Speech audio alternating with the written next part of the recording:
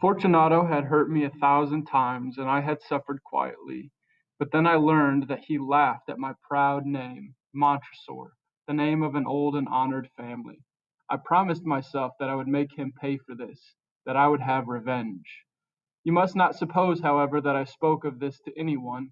I would make him pay, yes, but I would act only with the greatest care.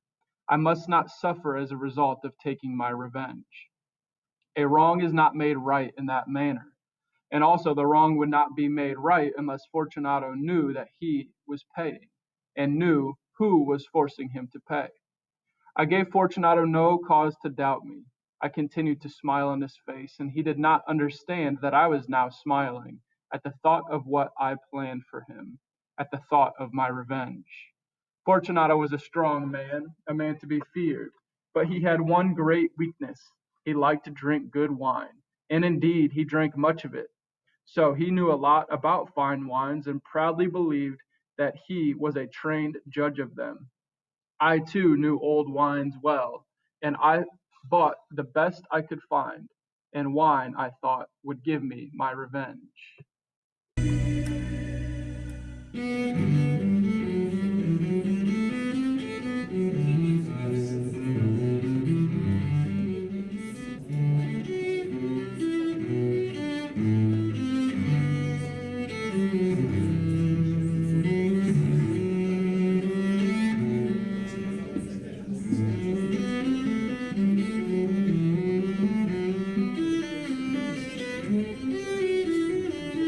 The thousand injuries of Fortunato I had borne as best I could. Montresor, we're ready!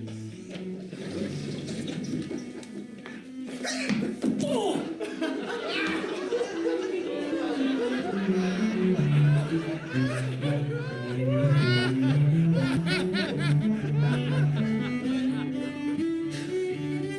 But when he ventured upon insult, I vowed revenge.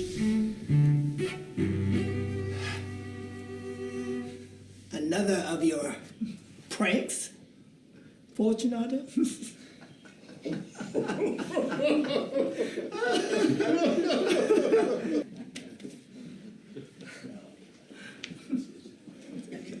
Very amusing.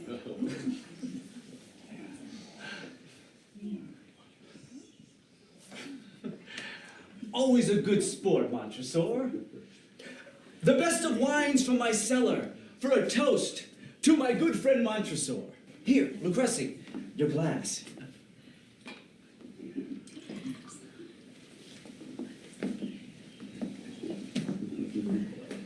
You have outdone yourself, Fortunato. Thank you, Lucrece. A toast to my best friend Montresor, a man whose sense of humor and taste in wine stands second only to my own.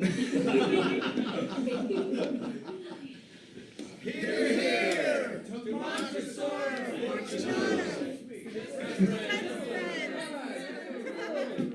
Best wishes, like I said. Best wishes.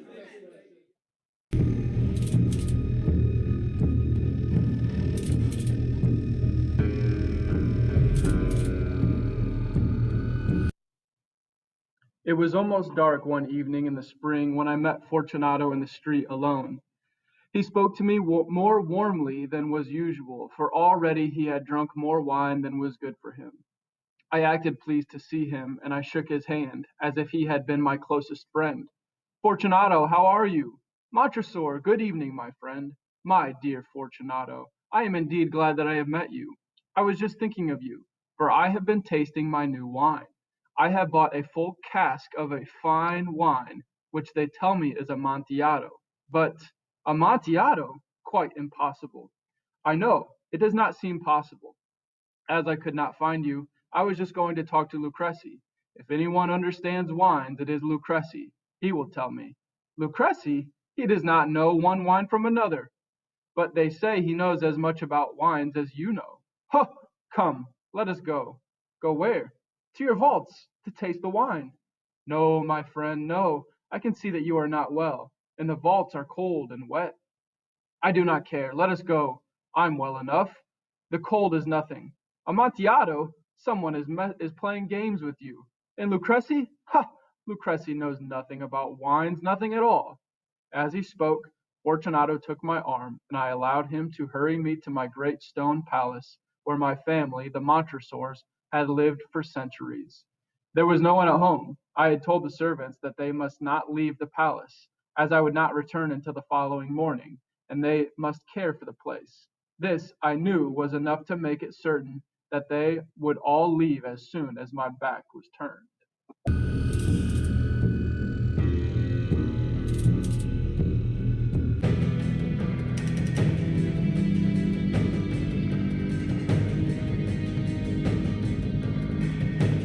I had to keep my true feelings to myself, for not only must I punish, but punish with impunity.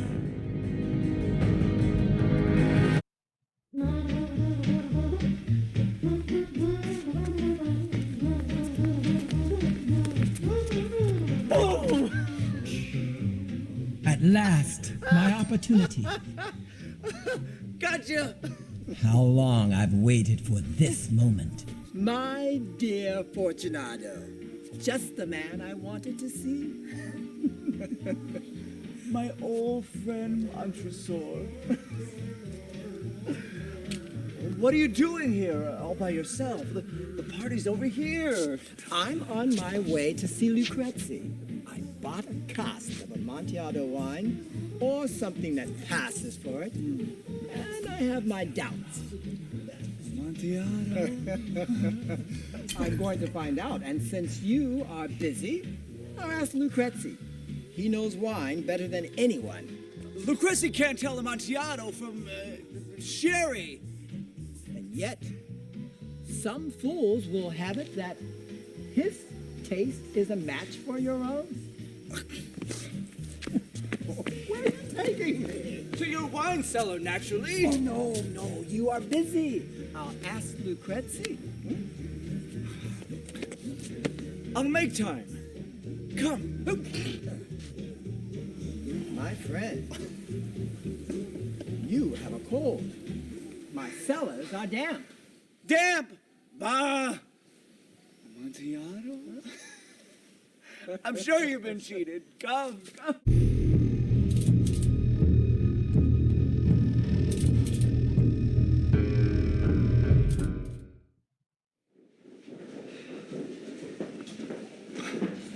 The servants? Gone to carnival. I gave explicit orders not to leave the house. And that's all it took to ensure their disappearance. One and all, as soon as my back was turned.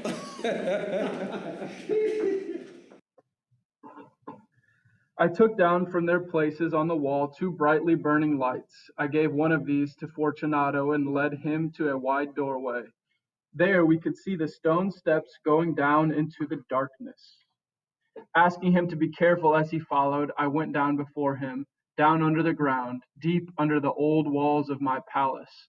We came finally to the bottom of the steps and stood there a moment together. The earth which formed the floor was cold and hard. We were entering the last resting place of the dead of the Montresor family. Here, too, we kept our finest wines, here in the cool, dark, still air under the ground. Fortunato's step was not sure, because of the wine he had been drinking. He looked uncertainly around him, trying to see through the thick darkness which pushed in around us.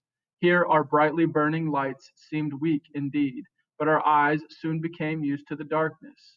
We could see the bones of the dead lying in large piles along the walls. The stones of the walls were wet and cold.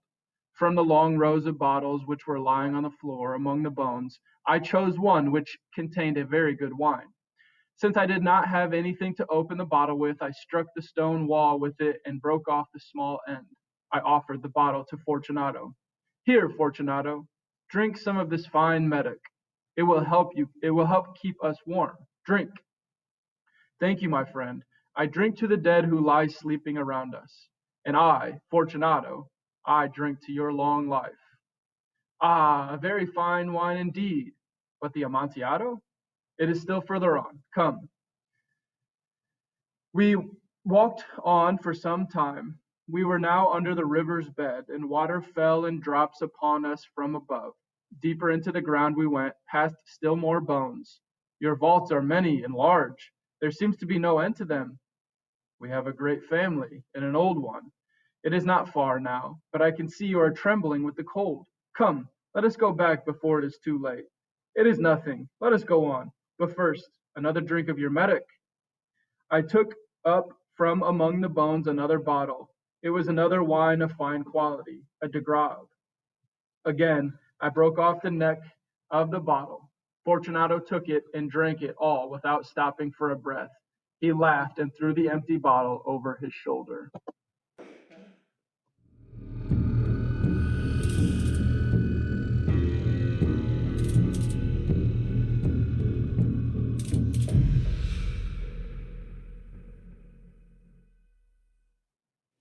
Careful! Where's the wine? This way. Ooh, observe the white webwork which gleams from these cavern walls. Come, we shall go back. You are rich, respected, admired, beloved, happy as I once was. You're a man to be missed. You'll be ill, and I cannot be responsible. Besides, Lucrezia will help me. It's just a cough. I shall not die from a cough. True. But here, this drink will defend us from the damp. Drink. I drink to the buried that repose around me.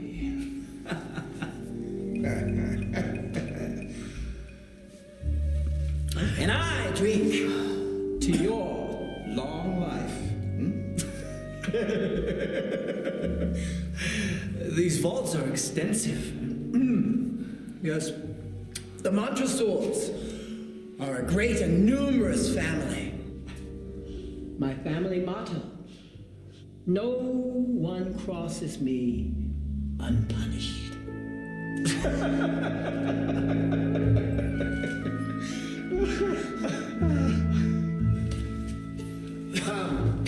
Let us go back before it's too late. Your cough is getting worse. It's nothing. But how about another drink? Certainly.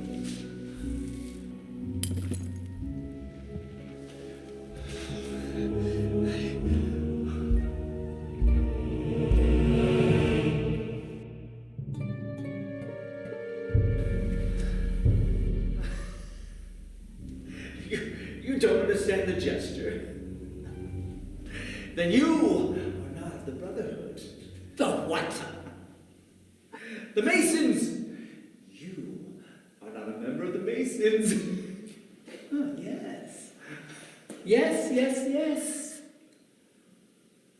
You? Impossible. A Mason! A Mason. Show me a sign. All right. This.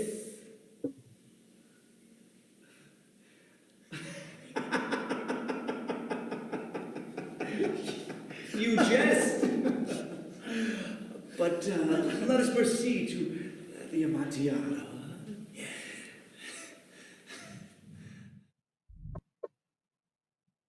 We went on, deeper and deeper into the earth. Finally, we arrived at a vault in which the air was so cold and heavy that our lights almost died. Again, three of the walls there were piles of bones higher than our heads. From the fourth wall, someone had pulled down all the bones, and they were spread all around us on the ground.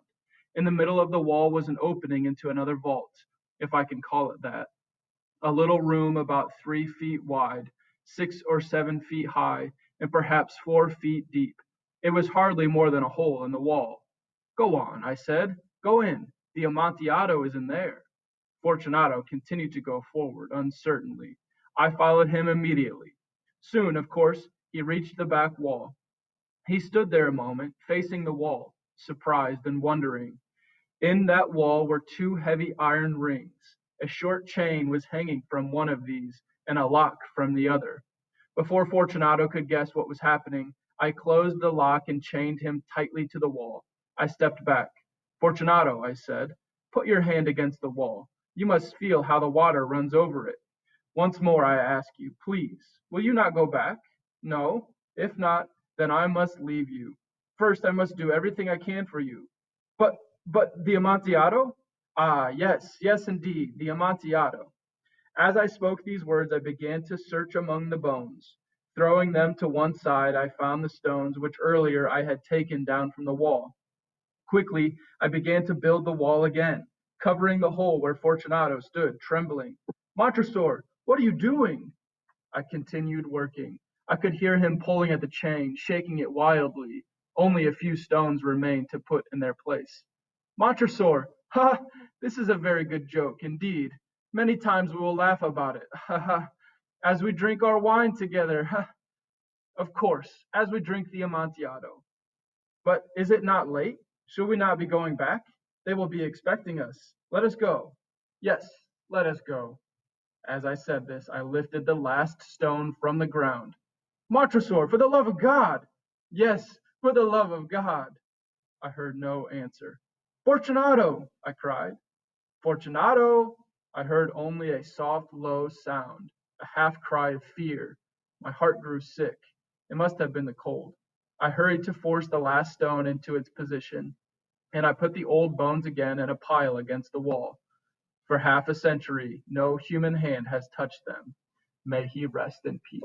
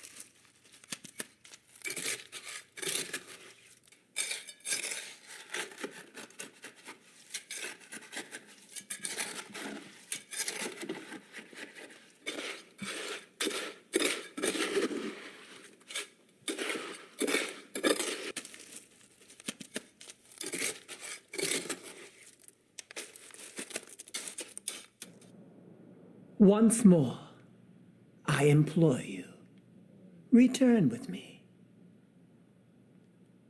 No? Then I must leave you. But the wine!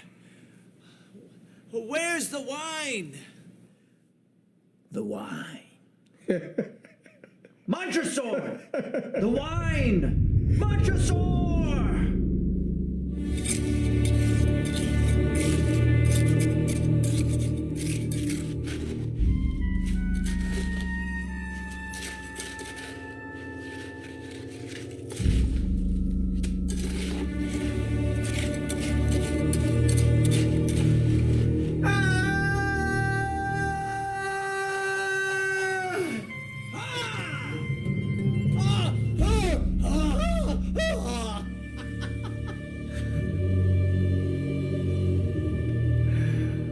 A very good joke indeed. An excellent jest. We will have many a laugh about it at the Palazzo. Over wine. The Amontillado. Amontillado. But it is growing late. Won't they be waiting for us at the Palazzo? My wife? The others?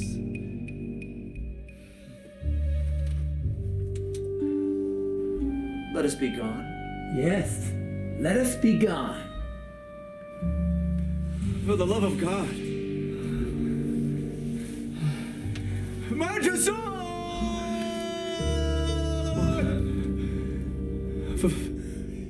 Yes, for the love of God.